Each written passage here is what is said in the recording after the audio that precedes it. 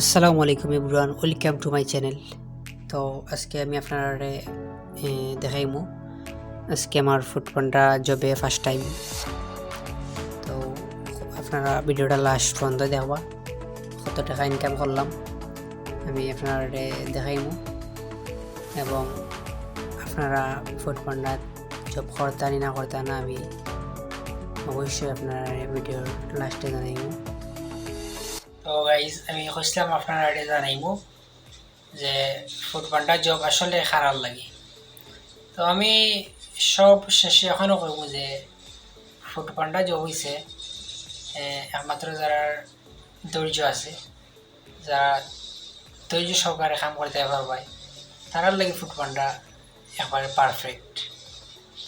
আর যারা চাই স্বাধীন মতো কাম করতা তারার লাগে, ঠিক আছে।